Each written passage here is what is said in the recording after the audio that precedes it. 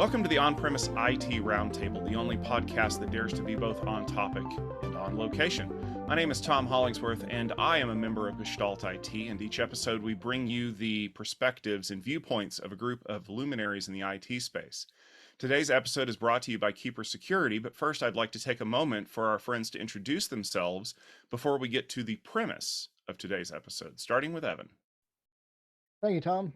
My name is Evan Mintzer. I'm an information security manager located in the Philadelphia region. I can be found on Twitter at Evan Mintzer.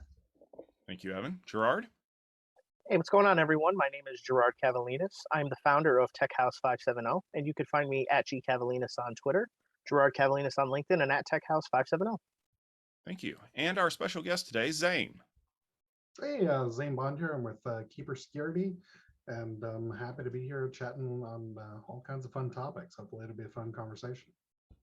All right. Well, thank you all very much for joining us. Let's jump into today's premise. As mentioned, this episode is brought to you by Keeper Security, and one of the things that we've heard a lot about over several years in security is the importance of VPNs.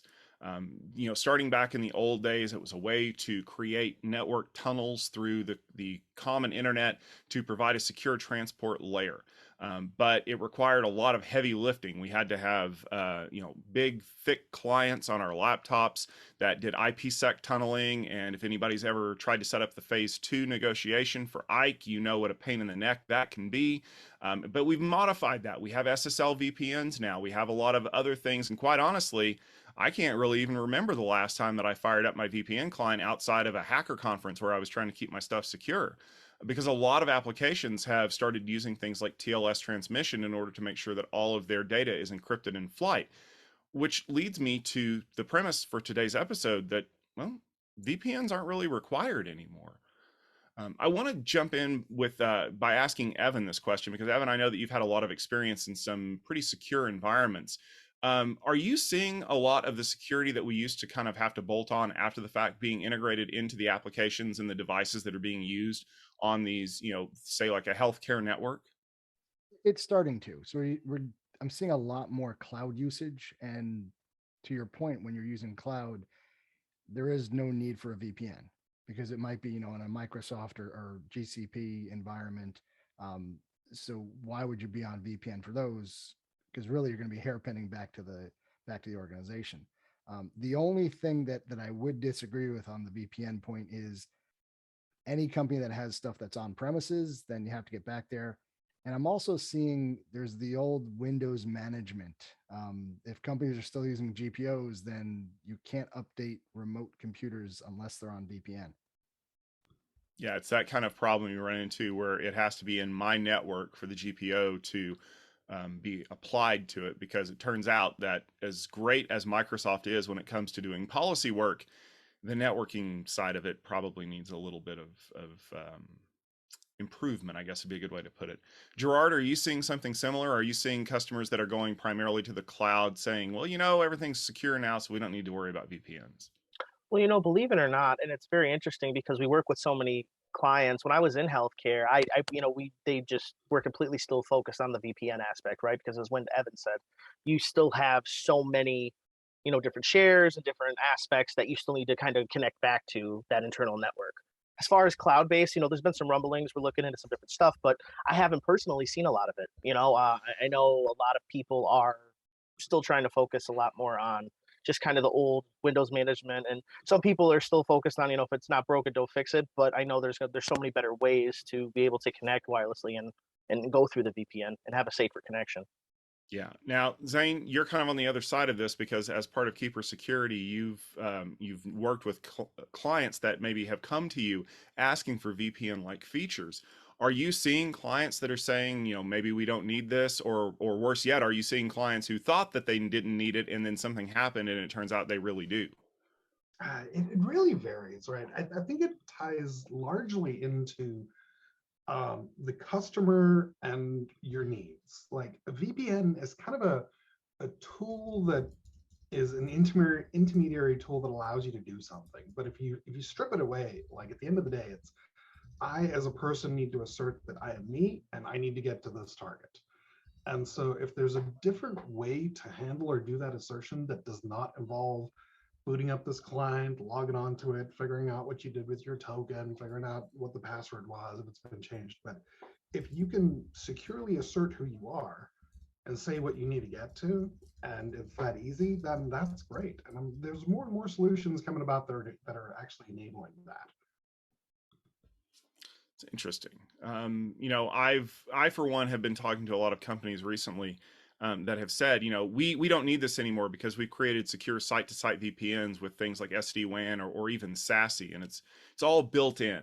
And so I cringe when I hear that a little bit, because I kind of think about some of the things that I've heard, you know, the other things in IT that maybe have not proven true. You know, like 640K conventional memory is enough, or a firewall is good enough for, you know, perimeter security, or, you know, no one can crack DES. How impossible is that?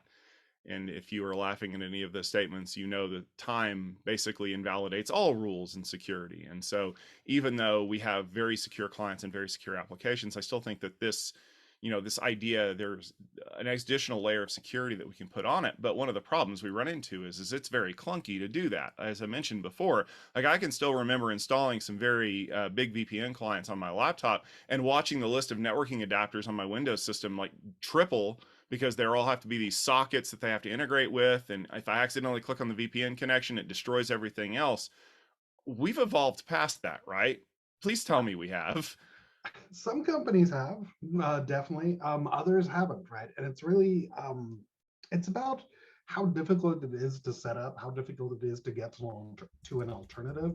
And then sometimes you have, you know, companies with these draconian security policies where it's like, you know, this has to be monitored and controlled at this level. And if the alternative can't provide comparable controls, then it becomes a non-starter. So it's really about making sure that you can provide convenience in accessing the resources you need with appropriate administrative control so that, you know, the company can protect their assets. And then, of course, an appropriate audit trail in case something goes wrong. You got to figure out, you know, what actually happened. Yeah, the audit trail thing is critical, because one of the things that we're starting to see, there have been stories of people who have been permitting VPN access into the system that maybe they shouldn't. I know that one of the recent stories, as of the time of this recording, that we've been hearing about is a new ransomware gang called Lapsus that is allowing people to use a VPN connection to get into the internal file systems and take data out, and being able to have an audit trail that will tell you, oh yeah, hey, look, that connected at 3:35 in the morning and it really shouldn't have, is kind of an important factor. But kind of speaking to that, and maybe, you know, Girard and Evan, you guys can weigh in here because you've been on that side. What about client policy documents that state unequivocally you must use a VPN in order to access the system? Like, is that like, are we cutting off our nose to spite our own face because we're enforcing it and people hate it and they're trying to find ways around it? Yeah, I think part of the problem there is you probably have a lot of companies that are thinking old school, where, okay, the VPN is a secure connection. If you're not in the office, you have to be on VPN because that's the only way to secure it. I disagree with that. It really depends on the transport. To me, a VPN just allows for that encrypted transport. But, you know, I use Office 365 for email. My Outlook connection is encrypted as well. So if all I'm doing is Office 365, I already have that kind of, without a VPN client, a virtual private connection that is secured to Office 365. That's a good Yeah, point. it's a matter of perspective, right? And I mean, it's 2022. You know, the technology is changing. Yes, what once worked now is not. It's just a matter of, as Evan said, we want to be sure that to connect from point A to point B, that can be done in a multitude of ways, you know, especially with these newer cloud solutions. But it's just a matter of trying to get some people understand, hey, you know, while this may work, it's weighing the pros and cons and kind of showing them the value and the benefit in it. And as far as how it is you're connecting, a lot of, like I said, Office 365, same. You know, I don't really, you know, I use it. It's already pre-encrypted. We don't have to worry about that. We also use, you know, a lot of different suites that allow for that. So it's a matter of just kind of getting them to really truthfully understand, you know, what the value of the VPN is or isn't, and how it fits into your environment if it's needed at all. So it Yeah, sounds like a lot of the VPN functionality that we've dealt with in the past is kind of being integrated into applications. I mean, Zane, is that what you're seeing, or do we still have a need for a system level encryption? It's there's a couple aspects to that. First off, VPNs typically grant too much access, right? You've got this concept of this, your business is this old medieval castle. It's got the walls, it's got the moat, and then once you're inside this moat, you can access all the villagers and everything. And that's actually not necessary, especially when you think about maybe some of your third-party vendors, or like some Oracle contractor has to come in because he has to fix an Oracle system. Like, how does he get in to get just to that server? You give him VPN access, he can do all kinds of stuff. And so one of the problems with the VPN, even though certain company policies may require it, it gives you too much access. Why not give the person access to just the one device? You need to go to the Oracle server, great. This is all you get. You don't get anything else. And then when you think about the people, it needs to be easy. You don't want to install clients. You don't have to provision a whole bunch of stuff and have installations and operating system requirements. So the easiest is go to this website, type in a URL, and then at the end of the day, you're at your target. Like, that's the simplest use case. And then if it's audited and monitored and tracked, that's an extra Mario bonus. I would tend to agree with you, and I do totally admit that the idea of a VPN client connecting your laptop to a network is the old school getting past the moat and the drawbridge kind of thing, without any kind of protection mechanism for the internal network. And as we've seen over the last few years, having an unprotected internal network is a playground for threat actors, for internal users that have nefarious purposes, and quite honestly, for things like ransomware and malware. It can hop and do lateral movement, privilege escalation, all those kinds of things. But as we've said before, it's hard enough to get the client authentication dealt with. How can you prevent people inside the network from accessing things they're not supposed to, unless you're having everybody tunnel through some kind of a web portal? I mean, I did VPNs back in the day, so obviously my perspective on it is a little skewed. Maybe Evan and Girard can kind of weigh in here, but the idea of trying to limit what people can access through the VPN client, like, I get a headache just thinking about all the policies that I'm going to have to create on a per user basis. Yeah, VPNs, the way most companies do it, it is that all or nothing type connection. Usually with a VPN client, it's the same access that they're going to have in the office, and it's really just it's designed to be an extension of the office. But yeah, giving that to a it's bad enough that I have to worry about the laptops that my company owns. Giving it to it, like, say, oh, we just need to have a consultant come in and with their laptop. I'm like, I am scared of what is on that consultant's laptop that the consultant may not even know about. That is, you give them a full VPN connection, and Zane, you're absolutely right. What is coming in my network? I mean, I can't even tell you how many times that terrifies me and how many times I've been adamant against it, because when it's your fleet, it's fine. It's one thing. But excuse me, whatever environment that I've worked in, and most recently, again, a few years ago, I was working in healthcare, and that's what it was. It's all or nothing. But when someone would come in, be a resident, doctor, whoever, and it's like, hey, I got this laptop, or hey, I'm a third party contractor, I need access to your VPN. We weren't provisioning that. We weren't implementing or setting those policies. Okay, well, you can have access to this share and this share. It was just, okay, here's your VPN, here's your credentials, mimic the network. Good luck. And that's because you're pretty much opening the doors to what kinds of threats. I mean, all kinds of potential issues, especially for a device we can't manage. So now, you've upped the ante, and it becomes a headache and even more of a burden and a nightmare, in my opinion. Yeah, I think from a management perspective, right, it's having to have your VPN team control and set up every one of these access vectors and networking routes and pivoting stuff off and creating subnets and VLANs and all that. It's way too much overhead, right? If you have a strong assertion of identity, like, this is Evan, then you can say, cool, I know who Evan is, and Evan's on this device, and I trust that device. Then you can say, well, Evan should be able to get to these things. And the teams can effectively self-manage and self-allocate. Like, the database team will decide if somebody needs access to that database server. And that way you're not constantly going to IT and saying, hey, can you, adjust the VLAN, or hey, can you add this user to this group or do anything? It's really about allowing specific access based on a strong assertion of identity, getting to the targets, and getting just what you need. And then if it is a low trust employee, maybe like an intern or something, or maybe it's a contractor, maybe you still want to monitor and record the session, or like understand what's going on in there. Because if something goes wrong, log files are really difficult forensically to understand what happened, either intentionally, unintentionally, maliciously, or otherwise. I add on to that, Zane. When you say you're going to trust Evan, I'm scared for you on that one. But what if that admin decides to go rogue? Part of me worries that we give admins need a certain level of authority to do their work, and a lot of time that is very elevated. What if they lose access? A hacker gets their credentials, or worse, they go rogue and now they have access. You're granting them access. Being able to monitor what they're doing would be a great thing. So Yeah. in a way, it almost sounds like what you're suggesting is a zero trust architecture, which is something that has been a very hot topic as of late, is that we don't trust anybody, even if they have a VPN client, until you've, like you said, asserted that we know your identity, we know what you're trying to accomplish.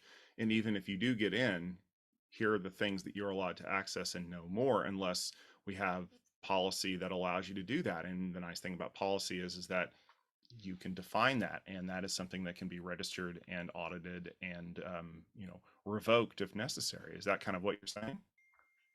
Yeah, 100% right. Zero trust is it's an evolution of something that's existed in the security industry. Secure principle of least privilege.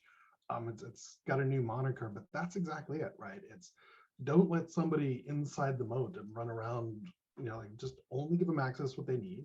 If somebody needs to access a server, a piece of infrastructure, a database, whatever that is, that's great. You need it to do your job. But it's interesting to ask the question, how long do you need it for? Like, do you need this indefinitely, or are you just doing something for this week? Because it's really easy to grant the access and forget about it, or grant too much access. Like, do you just need to read some data? Do you need to modify stuff? There's so many additional questions, and if you constantly have to go back to your IT team to do the mother may I, can you adjust this? It's too much overhead, too much administration. And they're like, whatever, here, just get the whole thing, and hopefully we won't have to hear from you for question number 45. Whereas if atomic teams can control access and revoke the access, like, hey, the database team can access the database stuff, we bring in the one guy, when he's done, we revoke his access. Those type of things really give the individual teams the flexibility they need to do their job. And then at no point does any one person have access to everything. There's no super admin with the keys to the kingdom. People just manage their individual fiefdoms or their areas of expertise. Now, I know that we've talked about this before, and Evan and Girard can weigh in here, but I love this idea of creating specific time-based accounts and having them automatically expire, because yes, anyone who watched war games in the 80s knows that a backdoor password is the worst thing in the world. It could start a global thermonuclear war. But I also know that trying to audit these systems and keep track of these things is practically impossible. Is there a solution now that allows people to do that? That says, hey, you've got these credentials that were created on this date with these usernames, and they probably need to expire. Or when I create the credential, I'm going to set an expiration date. Because I know from my previous experience, those kinds of things really didn't exist. Yeah, so technology has evolved. Within Keeper, we've got a couple of different solutions that could provide access depending on what your needs are. Like if it's, development systems needing access to credentials, and you only want them to be available to access for 1, 2, 3, 5 minutes, 30 days, whatever it is, you can provision access to those credentials and they'll expire. If it's sharing something externally with a contractor or something, you can audit, review, revoke. And then really the management of this, at least from the administration perspective, has really come a long way, to the point where you can know exactly who has access to what device, who has access to what credential. Was it accessed? Was it viewed? Was it opened? If somebody comes into one of your servers and actually, does some work legitimately, if you wanted to, you can go back and just view a recording of the session and, search the transcripts. Like, did they run a sudo command? Did they run a restart command? Like, you can really understand exactly what has happened. And if there are any events that occur that are suspicious, those are really a great candidate for like some type of an alert. It's rare that you run into an atomic event, which is, you know, Girard downloaded malware. It's definitely bad. Let's quarantine him and throw him off the network. It's more along the lines of Girard accessed the SQL server at 3 in the morning, and I don't know if that's inherently malicious or not. But if something occurred, maybe I want to get an alert and get notified about it. And you put it in a Teams or Slack channel, whatever it is, right? Whatever avenue makes sense for you to hear it. And then at that point, you'd be like, yeah, Girard, we had a system down last night. If he wasn't in the database, I'd be beating him with a stick because it needed to get rebooted. Versus understanding the context of, well, we didn't have any events. Why did that occur?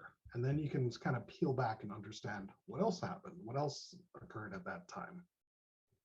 Yeah, and those are the kinds of things that require more horsepower in the system than we're used to if we're thinking all the way back to the old days of IPsec VPNs. Girard, Evan, if you had that kind of a platform, would that make things easier for you? Would it allow you to kind of enable a lot of security controls that you wish you had now? Yeah, definitely. Absolutely. I think one of the big things for me is administrators tend to need a lot more rights than they may or may not really need. They want global admins, domain admins, all that. Sometimes you have to allow that, but being able to trust but verify would be a huge thing. Yeah, it gives you that sense too, because I can't, how many times, okay, we'll set a contractor's AD credentials, and then yeah, sometimes human error kicks in, right? And you set expiration date, and that's it. But I feel with a solution like that, it could be a lot more granular. It gives you the flexibility and then some to really not just audit in real time. It gives you that opportunity to see, okay, well, what's going on in my environments, to police that a lot better and implement a lot of those policies and procedures and alleviate a good majority or a high percentage of the workload off of you. Because you're letting the tool and the solution do that work, as opposed to, again, trying to bring it back to manual human error. You're always going to miss something, but something like this can definitely police that. Well, I think it sounds like the answer to the problem is that the traditional VPN, in fact, is not needed anymore because a lot of the functionality that we used to rely on it for has been built into applications and other things. But the need for the security is still there. And as VPNs continue to evolve into different kinds of access architectures using things like principles of least privilege and zero trust, we in fact do need them. We need the next generation of private networking constructs that allow us to audit and ensure that we're staying safe. As it were, if you want to use the medieval idea of a moat and a castle, this is creating a maze inside the castle walls where the attackers that are trying to get in get lost, but the people who know the shortcut through the maze can get where they need to go. And I think that honestly is a great way to kind of build on where we are now versus from where we have been in the past. Now, Zane, I know that Keeper Security has some solutions in this area that people definitely would want to check out if this is something that's interesting to them. Where can they go to learn more about it? Sure, yeah, absolutely. So keepersecurity.com. 3 products that are immediately relevant is our enterprise password manager. If you need to, broker and share secure credentials. Our secrets manager solves the machine use cases of machine credential access, and then our keeper connection manager handles the connections to targets and recording and brokering those sessions. Great. So if you want to learn more about that, go ahead and check out the website. And you can also check out the latest episode of our podcast when we release it at gestaltit.com/podcast. We have previous episodes there along with show notes if you want to check out links and things from those episodes. We should be back in a couple of weeks with a new episode talking about another interesting premise in IT. If you have a premise that you would like to see on the show, you can totally tweet at us. We're at OnPremiseIT on Twitter. And yes, we did use premise correctly. And if we see an interesting topic, we might suggest it to a group of IT luminaries to have a conversation about. But until we see you again, thank you very much for tuning in. We sincerely appreciate you listening. If you are following us on a podcast application that allows for ratings and reviews, please leave one of those, because a lot of people do read those to find out if the content on the episode list is something that they want to take advantage of. So we'd love to see what you have to say about it. We will see you at the next episode. Take care and have a good day.